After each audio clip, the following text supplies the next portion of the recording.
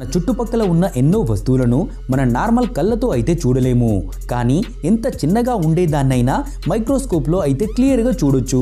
అలాగే వాటి ఆకారం చాలా వింతగా ఉంటుంది. మనం ఎంతో ఇష్టంగా తినే అరటిపండు ఇంకా నెయ్యిలో ఉండే బ్యాక్టీరియా ఎలా కనిపిస్తుందో తెలుసా? చీమలను మైక్రోస్కోప్లో చూసినట్లయితే రాక్షసుల్లా కనిపిస్తుందంటే నమ్ముతారా? అలాగే పెరుగులో ఉండే ఫేమస్ బ్యాక్టీరియా అయిన లాక్టోబాసిల్లస్ బ్యాక్టీరియా ఎలా కనిపిస్తుందో తెలుసా?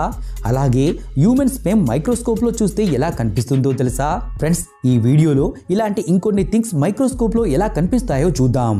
అందుకే ఈ ఇంట్రెస్టింగ్ వీడియో లాస్ట్ వరకు తప్పకుండా చూడండి. ఇంకెందుకు ఆలస్యం, స్టార్ట్ అవర్ వీడియో. మీరు గార్డెన్లో ఉండే గడ్డి మీద రోజు నడుస్తూ వెళ్తూ ఉంటారు కావచ్చు, కానీ ఈ గడ్డిని మైక్రోస్కోప్లో చూసిన తర్వాత ఇంకొంత ఎక్కువ టైం గడ్డిలో గడపాలని అనిపించవచ్చు.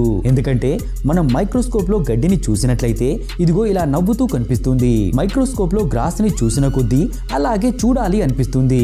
ఎలా అంటే మిమ్మల్ని వెల్కమ్ చేయడానికి గార్డెన్లో ఉన్నట్టు అనిపిస్తుంది. ఒకవేళ దీని అందమైన నవ్వు ప్రతిరోజు మీ నార్మల్ కళ్ళకు కనిపించి ఉంటే మాత్రం మీ మూడ్ ఆటోమేటిక్గా ఫ్రెష్ అయ్యేది. మనిషి నాలుక చూడ్డానికైతే చాలా స్మూత్గా కనిపిస్తుంది. ఇదే నాలుక మనం తినే ఫుడ్ టేస్ట్ కూడా చెబుతుంది. కానీ మీరు ఎప్పుడైనా ఆలోచించారా మైక్రోస్కోప్లో మీ నాలుక ఎలా కనిపిస్తుందని?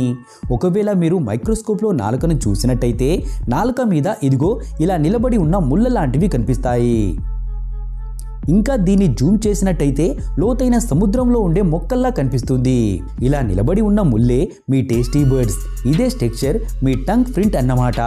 ఈ టంగ్ ప్రింట్ కూడా ఫింగర్ ప్రింట్ లా ఒక్కో వ్యక్తికి ఒక్కో రకంగా ఉంటుంది. మీరు ఏ పెట్స్ నైతే రోజంతా ప్రేమగా అత్తుకొని ఉంటారో ఆ పెట్స్ వెంట్రుకలను మైక్రోస్కోప్ ద్వారా చూస్తే ఎలా కనిపిస్తుందో తెలుసా? డాగ్స్ ఇంకా క్యాట్స్ వెంట్రుకలు మైక్రోస్కోప్ ద్వారా చూసినట్లయితే ఒకే దగ్గర కలిపి ఉన్న దారాల్లా కనిపిస్తాయి. అదే మీ కుక్క వెంట్రుకల్లో క్రీములు ఉంటే మాత్రం ఇదిగో ఇలా కనిపిస్తాయి. ఈ క్రీములు కుక్కల స్కిన్ మీద ఇలా అతికి ఉంటాయి. వీటి వల్లనే కుక్కలకు దురద పెడుతూ ఉంటుంది. అందుకే మీ పెట్స్ని ఎప్పటికప్పుడు క్లీన్ చేస్తూ ఉండాలి.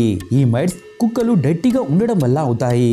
ఫ్రెండ్స్, మీ ఫేస్ స్కిన్ మీద కూడా స్కిన్ మైట్స్ ఉంటాయని మీకు తెలుసా? ఈ మైట్స్ను నార్మల్ కళ్ళతో అయితే మీరు చూడలేరు, కానీ మైక్రోస్కోప్లో ఈ మైట్స్ను ఈజీగా చూడొచ్చు. మైట్స్ షేప్ పొడవుగా ఉంటుంది. ముందటి భాగంలో వీటి కాళ్ళు బయటికి వచ్చినట్లు కనిపిస్తాయి. హ్యూమన్ స్కిన్ మీద ఈ మైట్స్ ఉండటం నార్మల్ విషయమే. అప్పుడప్పుడు ఇమ్యూన్ సిస్టమ్ ఇన్బ్యాలెన్స్ అవ్వడం వల్ల నార్మల్ స్కిన్ ప్రాబ్లమ్స్, అదే ఎక్నీ, రెడ్నెస్ లాంటివి అవుతాయి. ఈ మైట్స్ను మెడికల్ టర్మ్లో డెమోడెక్స్ అని అంటారు.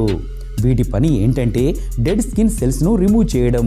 చీమలు ఫ్రెండ్స్, ఈ చీమలు అంటార్టికాలో తప్ప ప్రపంచమంతా ఉంటాయి.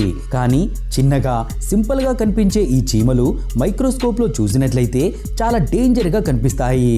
ఎలాగో ఈ మైక్రోస్కోపిక్ ఇమేజ్ను చూడొచ్చు.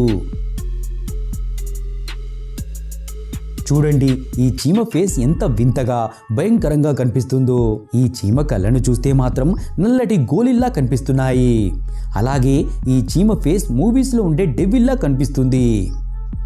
ఈ భూమి మీద 12,000 ప్రజాతి చీమలుంటాయి. చీమ మధ్యలో ఉండే భాగాన్ని మైక్రోస్కోప్తో చూస్తేనే వాటి తేడా అనేది కనిపిస్తుంది. కొంతమంది అరటిపండు ఇలా ఉన్నా కూడా తింటూ ఉంటారు. వాళ్ళలో మీరు ఒకరైతే మేము చూపించేది జాగ్రత్తగా చూడండి. ఇప్పుడు మొదట నార్మల్ బనానా మైక్రోస్కోప్లో ఎలా కనిపిస్తుందో చూద్దాం. చూడండి, నార్మల్ బనానా క్లీన్గా ఉంది. అదే ఖరాబ్ అయిన బనానాను మైక్రోస్కోప్లో చూసినట్లయితే చాలా డర్టీగా కనిపిస్తుంది. దీంట్లో ఎన్నో బ్యాక్టీరియాలు తిరుగుతూ కనిపిస్తాయి.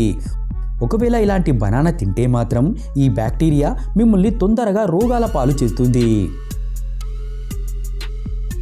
ఫ్రెండ్స్, ప్యూర్ నెయ్యి మన ఆరోగ్యానికి చాలా మంచిది. ముఖ్యంగా విలేజ్లో ఉండే వాళ్ళు నెయ్యి డైలీ తింటూ ఉంటారు.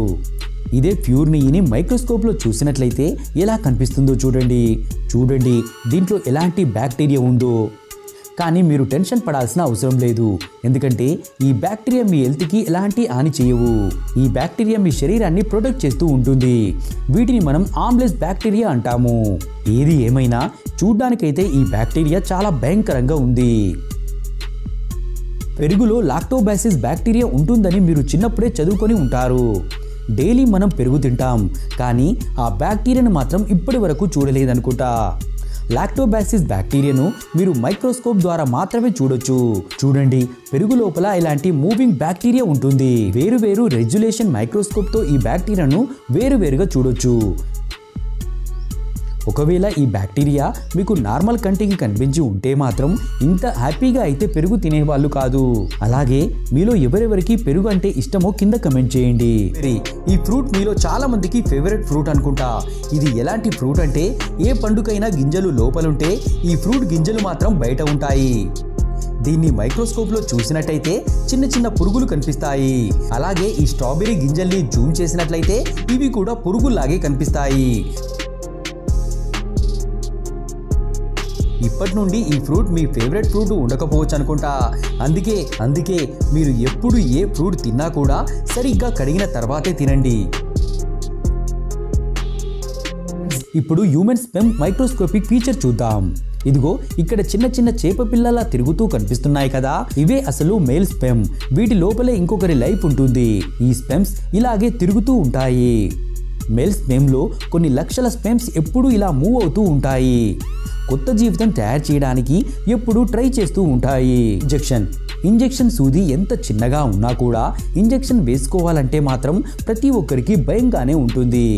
కానీ మీరు ఎప్పుడైనా ఈ ఇంజెక్షన్ని మైక్రోస్కోప్లో పెట్టి చూసారా?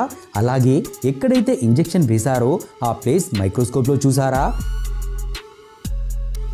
ఈ సూదిని మైక్రోస్కోప్లో చూసినట్లయితే మాత్రం నిజంగా మీరు కూడా షాక్ అవుతారు. మైక్రోస్కోప్లో చూసినట్లయితే సూది చాలా పెద్దగా కనిపిస్తుంది. ఈ సూది ముందర ఒక హోల్ ఉంటుంది. దీని ద్వారానే మెడిసిన్ బాడీలోకి వెళ్తుంది. సూది వేశాక మనకు ఎలాంటి హోల్ కనిపించదు. కానీ మైక్రోస్కోప్లో చూసినట్లయితే ఎక్కడైతే ఇంజెక్షన్ వేశారో ఆ ప్లేస్ పెద్ద హోల్ ఇలా కనిపిస్తుంది. రేజర్ బ్లేడ్ మనకు చాలా రకాలుగా యూజ్ అవుతుంది. గోర్లు కట్ చేయడం, షేవింగ్ చేసుకోవడం లాంటివి. కానీ మీరు ఎప్పుడైనా ఈ రేజర్ బ్లేడ్ని మైక్రోస్కోప్లో చూసారా? ఒక కొత్త బ్లేడ్ని మైక్రోస్కోప్లో చూసినట్టయితే ఇదిగో ఇలా షార్ప్గా కనిపిస్తుంది. కానీ అదే బ్లేడ్ మనం యూజ్ చేశాక మైక్రోస్కోప్లో చూస్తే ఇదిగో ఇలా ఉంటుంది. మనం బ్లేడ్ని యూజ్ చేశాక దాని మీద చాలా క్రాక్స్ వస్తాయి. కానీ ఇది మన నార్మల్ కళ్ళకైతే కనిపించదు. ఇంకో విషయం, మనం రేజర్తోని షేవింగ్ చేసుకోవడం వల్ల మన వెంట్రుకలు ఎందుకు ఫాస్ట్గా పెరుగుతాయి, అలాగే ట్రిమ్మర్తో కట్ చేస్తే ఎందుకు స్లోగా గ్రో అవుతాయో ఇప్పుడు దీని గురించి తెలుసుకుందాం. మేము రేజర్ అలాగే ట్రిమ్మర్తో కట్ చేసిన వెంట్రుకలని మైక్రోస్కోప్లో చూసాము. రిజల్ట్ ఇదిగో ఇలా వచ్చింది. రేజర్తో కట్ చేసిన ఎయిర్ క్లియర్గా కట్ అయింది. అలాగే ట్రిమ్మర్తో కట్ చేసిన వెంట్రుకలు ఎవరో లాగేసినట్టుగా కనిపించి చాలా డ్యామేజ్ అయినట్లుగా కనిపించింది. అందుకే ట్రిమ్మర్తో కట్ చేసిన వెంట్రుకలు స్లోగా గ్రో అవుతూ ఉంటాయి. ఈ వీడియోకి పార్ట్ 3 కావాలి అనుకునే వాళ్ళు పార్ట్ 3 అని కమెంట్ చేయండి. అలాగే పార్ట్ 1 ఇంకా చూడని వాళ్ళు డిస్క్రిప్షన్లో ఉన్న లింక్ నుండి చూడండి. అలాగే ఈ వీడియో మీకు నచ్చినట్లయితే వీడియోకి లైక్ చేసి మా ఛానల్ సబ్స్క్రైబ్ చేసి పక్కన ఉన్న బెల్ యాక్టివేట్ చేసుకోవడం మాత్రం మర్చిపోకండి. మళ్ళీ ఇంకో ఇంట్రెస్టింగ్ వీడియోలో కలుద్దాం.